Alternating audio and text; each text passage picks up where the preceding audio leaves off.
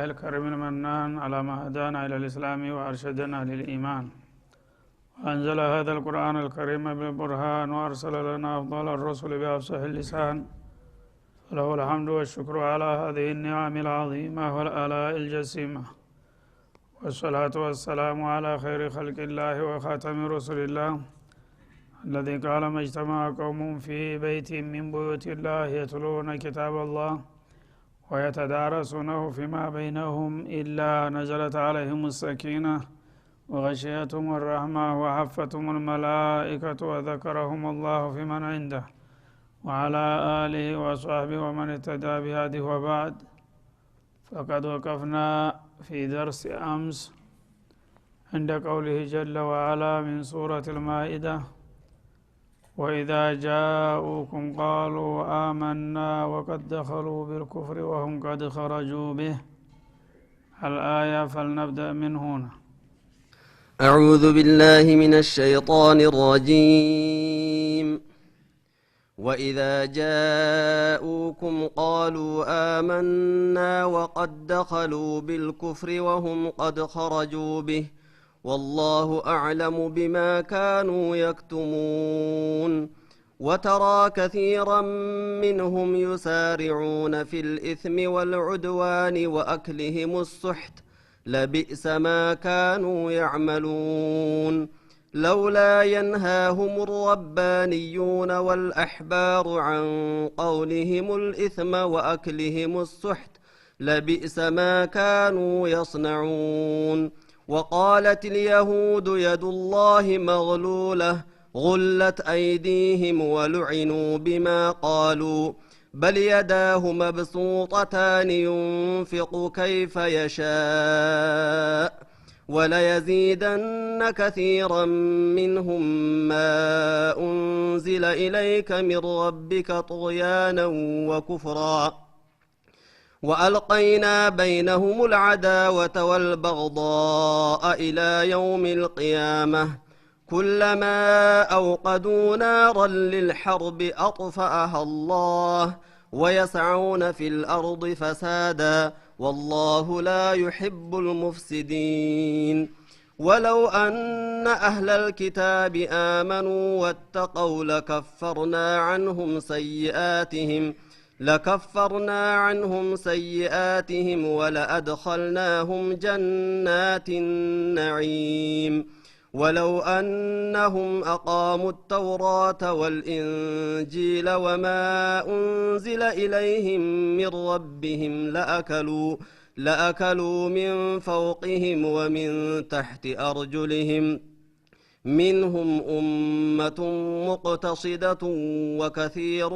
منهم ساء ما يعملون.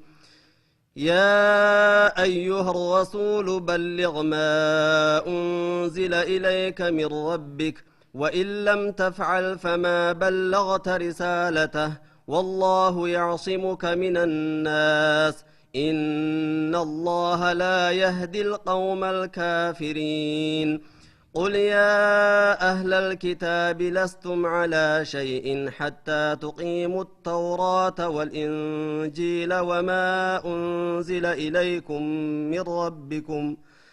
وليزيدن كثيرا منهم ما أنزل إليك من ربك طغيانا وكفرا فلا تأس على القوم الكافرين. إن الذين آمنوا والذين هادوا والصابئون والنصارى من آمن بالله واليوم الآخر وعمل صالحا فلا خوف عليهم ولا هم يحزنون. لقد أخذنا ميثاق بني إسرائيل وأرسلنا إليهم رسلا كلما جاءهم رسول بما لا تهوى أنفسهم فريقا كذبوا وفريقا يقتلون. وحسبوا ألا تكون فتنة فعموا وصموا ثم تاب الله عليهم ثم تاب الله عليهم ثم عموا وصموا كثير منهم والله بصير بما يعملون لقد كفر الذين قالوا إن الله هو المسيح ابن مريم وقال المسيح يا بني إسرائيل اعبدوا الله ربي وربكم إنه من يشرك بالله فقد حرم الله عليه الجنة ومأواه النار وما للظالمين من أنصار لقد كفر الذين قالوا إن الله ثالث ثلاثة وما من إله إلا إله واحد وإن لم ينتهوا عما يقولون ليمسن الذين كفروا منهم عذاب أليم أفلا يتوبون إلى الله ويستغفرونه والله غفور رحيم أعوذ بالله السميع العليم من الشيطان الرجيم ما زال السياق الكريم يحذر المؤمنين والمؤمنات من كيد الكفار وشر الأشرار الله سبحانه وتعالى أمة الإسلام ብዙ ጊዜ አላህ የሰጣቸውን ጸጋ ባለማወቅ በመልቲ ጥላቶቻቸው እንዳይነጠቁና ኪሳራ ላይ እንዳይወድቁ ደጋግሞ ያስጠነቅቃል እና በተለይ የቀድሞ ኪታብ ባለቤቶች ነን የሚሉት ህዝቦቻቸው እንኳን የዋሆች ቢሆኑና አብሮ ለመኖር የሚቻል ቢሆንም በመሪነት ደረጃ የሚመጡት ሁሉ ጊዜ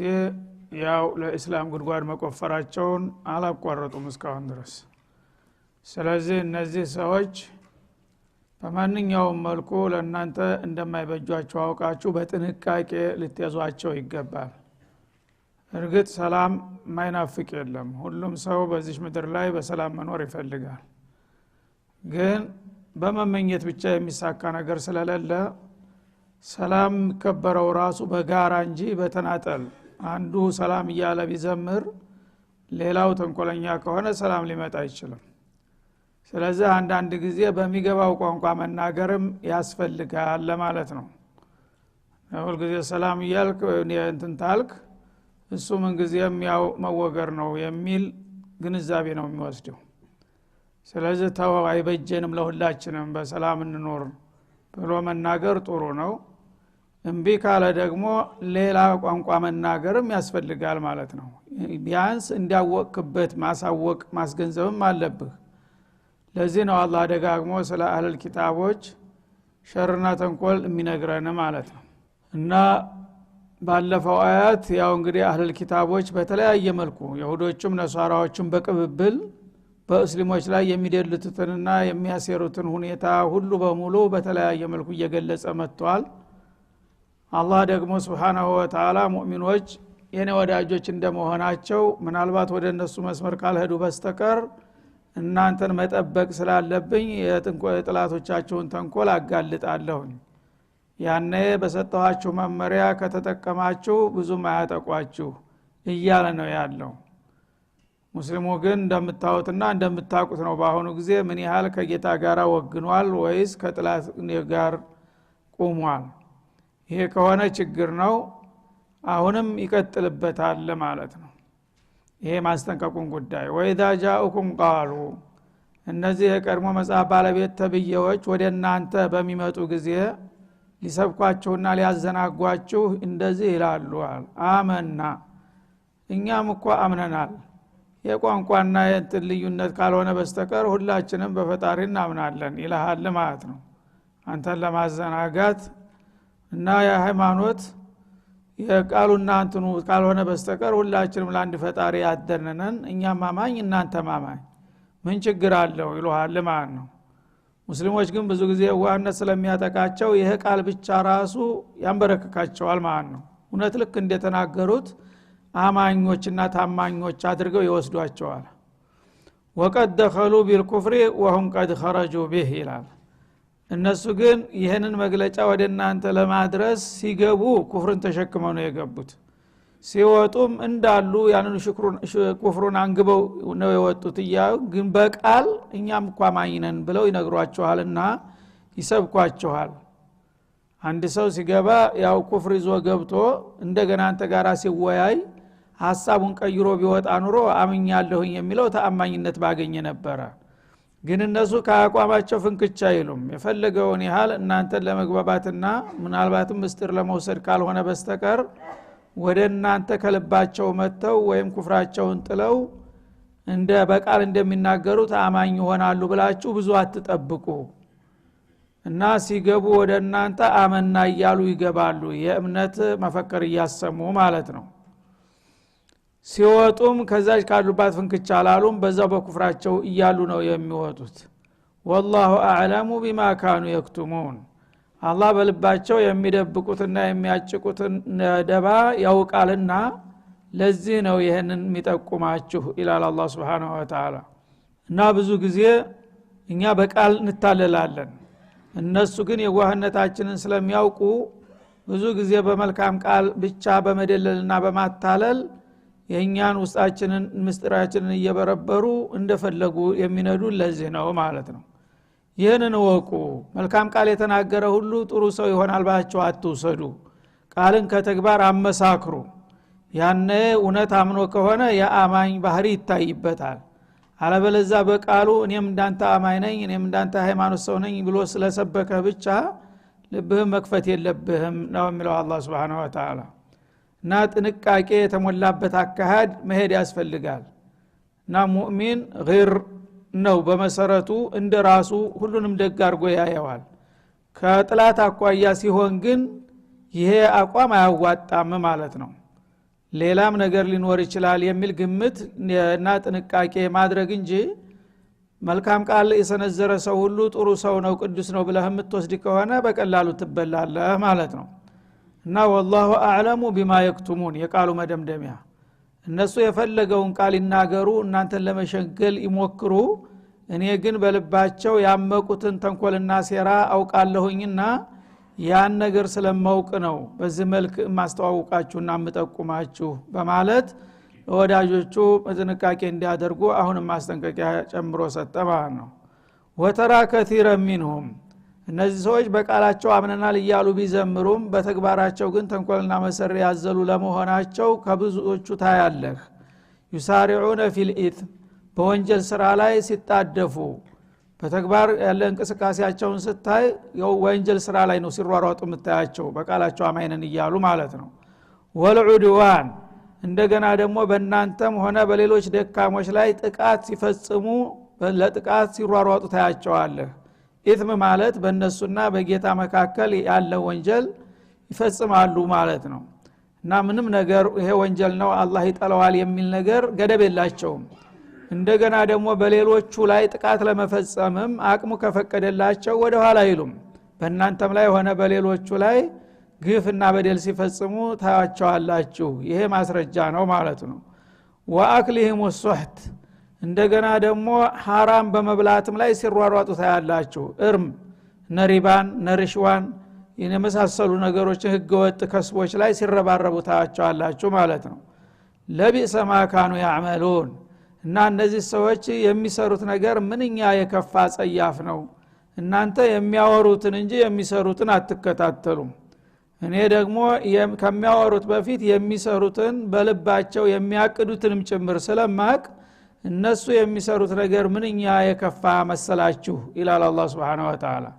ያለው ተጨባጭ ሁኔታ ይሄ ነው ደግሞ በይፋም ይነግሩናል በአሁኑ ጊዜ እንዳውም የዲፕሎማሲ ቃል መናገር ተው ግልጹን እየተናገሩ ነው ያሉት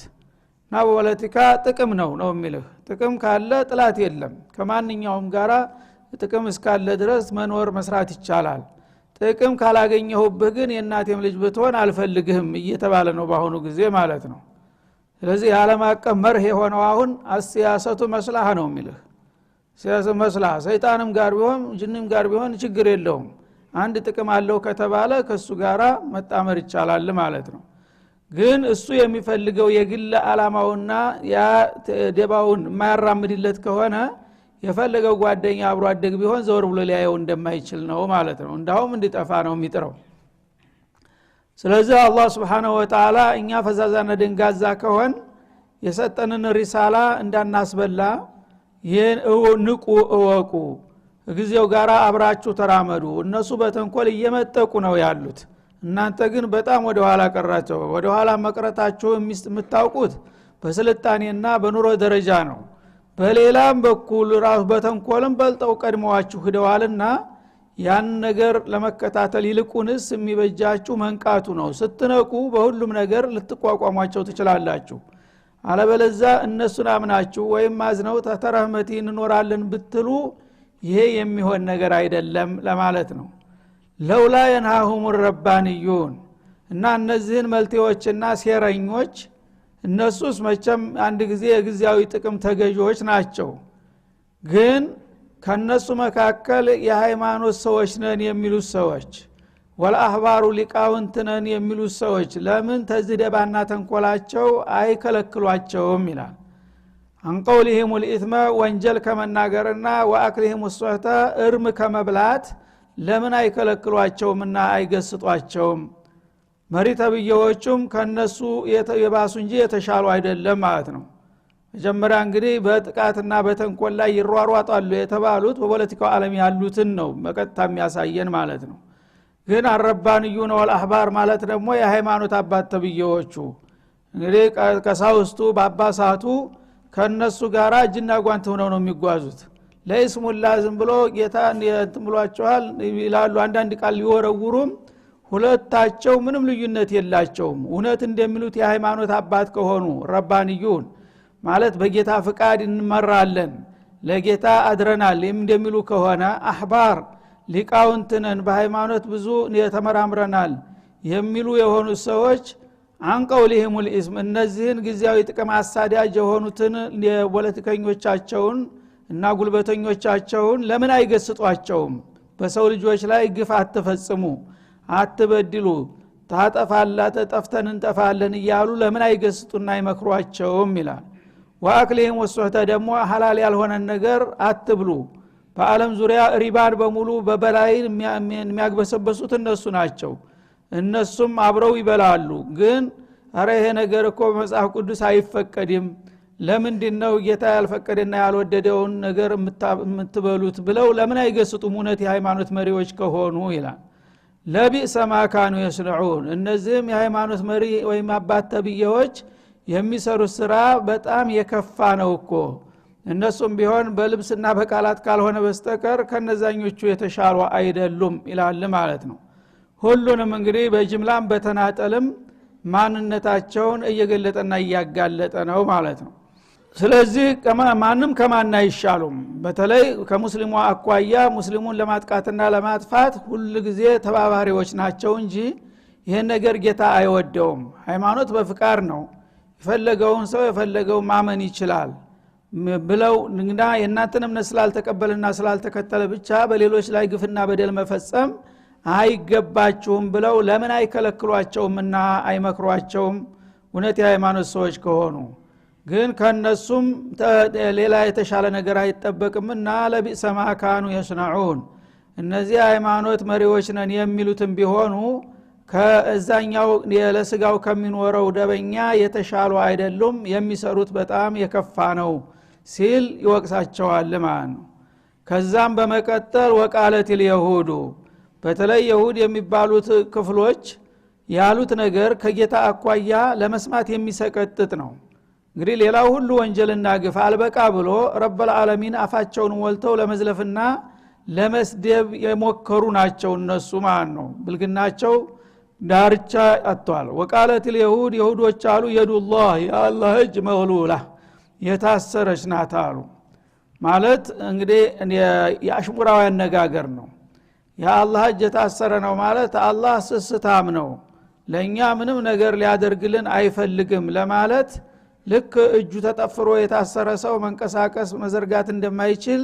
የአላህ እጅ እኮ የታሰረ ነው ብለው በቀጥታ እኔን እስከ መስደብ ድረስ ሄደዋል ይላል ማለት ነው ጉለት አይዲህም እጆቻቸው ይታሰሩና የነሱ ይላል ማለት ነው እና ያው የእጃቸውን ይስጣቸው እንደማለት ነው ይሄን ያሉት ምንድነው አላህ እዝኩሩ ኒዕመቲ التي انعمت عليكم እያላቸው ከርሟል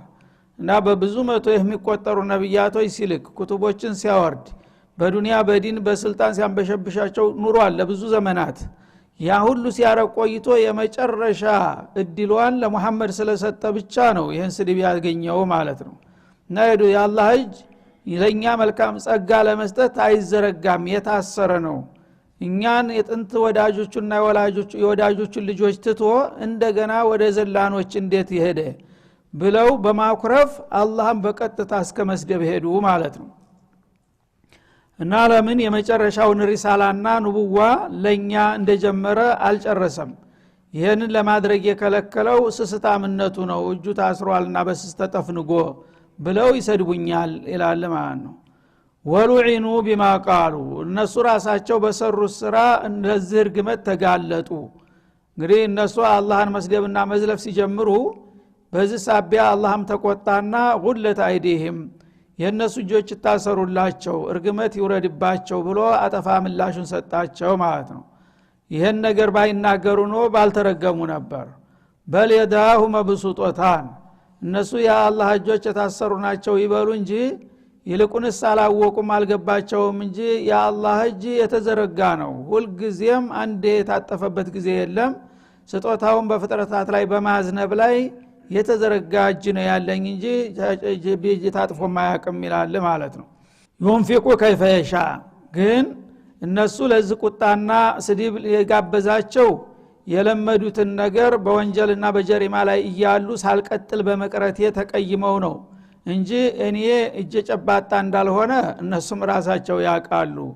ግን ያ እጅ ስጦታ የሚሰጥበት አቅጣጫ ስለተለወጠ ብቻ ነው ለሰደቡ የቻሉት ማለት ነው አላህ ንፉግ ነው ወይም ስስታም ነው የሚለው በማንም ሰው ዘንዳ ተቀባይነት ሊኖረው አይችልም ግን የሚሰጠውን ሰው ሊቀይር ይችላል እስከዛሬ ለነሱ ሲሰጥ ነበር አሁን ደግሞ ለሌሎች ለተረኞች ስለሰጠና አቅጣጫ ስለቀየረ የለመደ ጥጃ ገና ሳይዙት ይጓጉራል እንደሚባለው የለመዱት ቀርቶባቸው ነው እንጂ እንደዚህ የሚጮሁት እኔማ ምን ጊዜም ቢሆን እጄ ታጥፎ ያቅም ከስጦታ ይላል ማለት ነው በመሆኑ ምንፊቁ ከይፈ የሻ በፈለገው አቅጣጫ ይለግሳል እስካሁን በእነሱ ላይ ሳዘንበው የቆየሁትን ጸጋ አሁን ወደ አረቦቹ ለውጨው ለሙሐመድ በመስጠት ነው ይሄን ስድብ ያተረፍኩት ማለቱ ነው ወለዚደን ከቲራ منهم ስለዚህ ለአንተ ለምን ይሄ ድል ተሰጠህ ብለው ነውና ያኮረፉትና የተቆጡት ወደፊትም ቢሆን ማ انزل اليك من ربك ከጌታ ወደ አንተ የተወረደው ጸጋ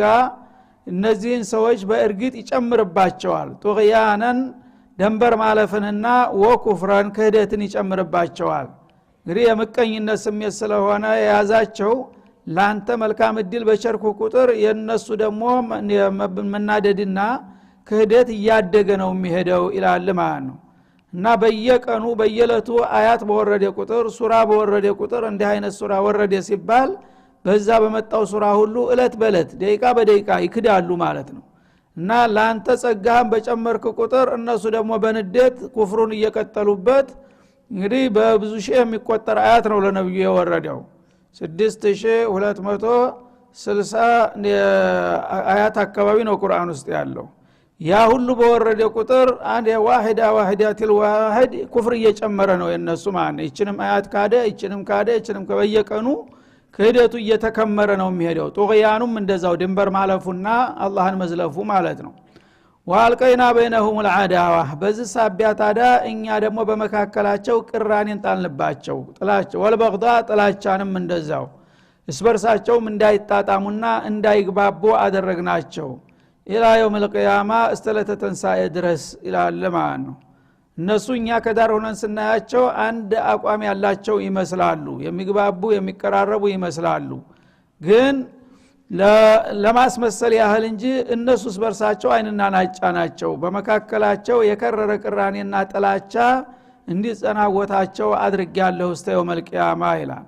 ኩለማ አውቀዱ ናራ ለልሐርብ አጥፋህ አላህ ስለዚህ እናንተን ሙስሊሞችንና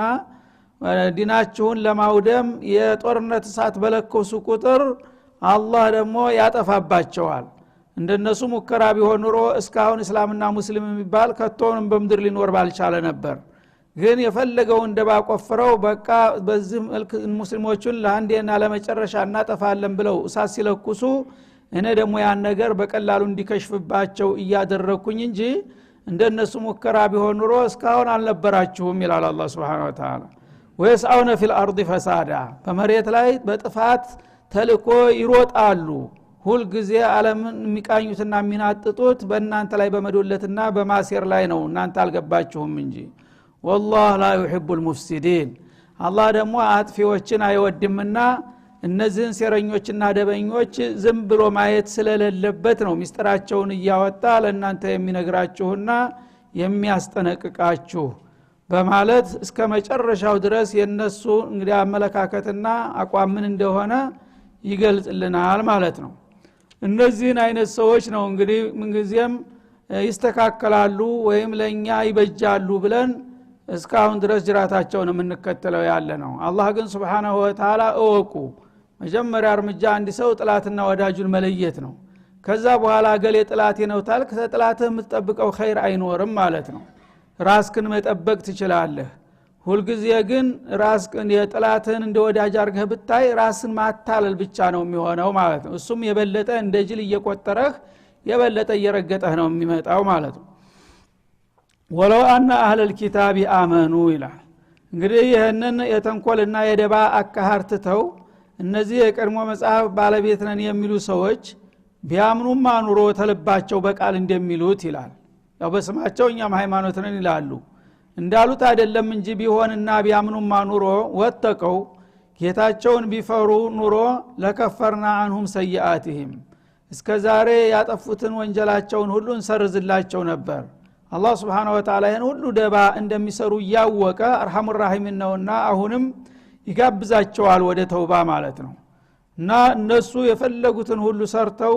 ይሄን ሁሉ ግፍና በደል ከምረው አሁንም ቢሆን አውቀው ወደኔ ቢመለሱና ከልባቸው ቢያምኑ እኔ በር አልዘጋባቸውም ወንጀላቸውን ሁሉ በሙሉ ሰርዝላቸው ነበር ወላ አድኸልናሁም ጀናት النعيم ከዚያም አልኡሙሩ ቢአኺሪሃ ነውና መጨረሻቸው ታማረ በመጨረሻ ጸጋ የተሞላችበት ጀነት ውስጥ ላስገባቸውም ዝግጁ ነበርኩኝ ግን እነሱ አልታደሉምና የመመለስ አዝማሚያ የሚያሳዩ አይደሉም ከተመለሱ ግን በማንኛውም ጊዜ እቀበላቸዋለሁ እነላህ يبسط يده بالليل ليتوب مسيء النهار ويبسط يده بالنهار ليتوب مسيء الليل እንዳለው በሐዲስ ይሄ ነው የአላህ እንግዲህ አቋም ማለት ነው ሰዎችን እንደዘር የገሌ ዘር በቃ እስተመጨረሻ ረግሜዋለሁኝ አላልኩም እርግጥ ነው ጥፋታቸው በጣም ስፍር ቁጥር የሌለው ነው ግፉ ተደራርቧል ተከምሯል ሆኖም ግን አሁንም ቢሆን ተሳስተናል ወይም ቀደም ሲል የነበሩ አባቶቻችን በስተት ላይ ነው ያሰማሩን አሁን እውነቱን አውቀናልና ወደ ትክክለኛው ዲን እንመለስ ከዓለም ህዝቦች ጋርም እንታረቅ የሚል አዝማሚያ ቢይዙ እቀበላቸዋለሁኝ ይላል ከዛም ለጀነተ ነዒም አበቃቸዋለሁ ይሄም ራሱ እንግዲህ ጥሪ ነው ማለት ነው በየትኛውም ጊዜ እስከ ዓለም ፍጻሜ ድረስ ይሄ ግብዣ አለ ላወቀበትና ለተጠቀመበት ሰው ማለት ነው እና ስለዚህ አንዳንዶች አልፎ አልፎ አላህ የሚወፍቃቸው አሉ የሚመለሱ አሉ በተለያየ ምክንያት እነዛን እንደሚቀበላቸው አረጋገጠላቸው ማለት ነው በዛው በግፍና በበደሉ እስከ መጨረሻ እንሄዳለን ያሉ ግን ያው ወቋቸው ተጠንቀቋቸው ነው هذا وصلى الله وسلم على النبي وعلى اله